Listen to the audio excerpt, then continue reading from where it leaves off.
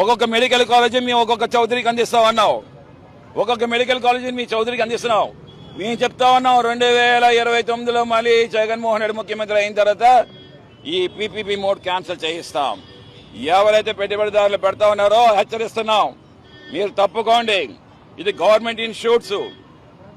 YS Rajasekhara Reddy గారి కళ ప్రతి జిల్లాలో కూడా ఒక మెడికల్ కాలేజ్ ఉండాలి. మెడికల్ కాలేజ్ ఉంటే అక్కడ ప్రొఫెసర్స్ వస్తారు, అసిస్టెంట్ ప్రొఫెసర్ వస్తారు, వాళ్ళందరూ సేవలు అందిస్తారు ప్రజలకి. అలాగే మెడికోస్ వస్తారు, వాళ్ళందరూ కూడా అక్కడ ఉండే జిల్లా ప్రజలందరూ కూడా సేవలు అందిస్తారు.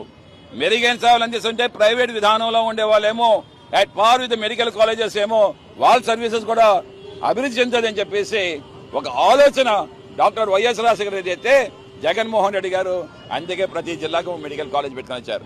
అసలు 10 మంది ముఖ్యమంత్రులు అవుతే కనీసం 10 మెడికల్ కాలేజ్ తెచ్చి పెట్టుకోలేకపోయారు ఆంధ్రాకి.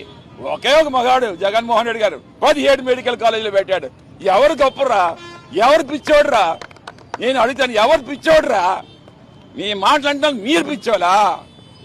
వేదవల్లారా, మెడికల్ కాలేజ్ తెచ్చుకోలేని సత్తాలేని నా కొడకలారా మీరేమో ఆ మెడికల్ కాలేజ్ ఏమో పీపీ మోడలేమో ఎవరికో అప్పుడంగా చెప్పేసి పేద విద్యార్థులకు విద్య లేకుండా ఆరోగ్యశ్రీ అడగిస్తారా?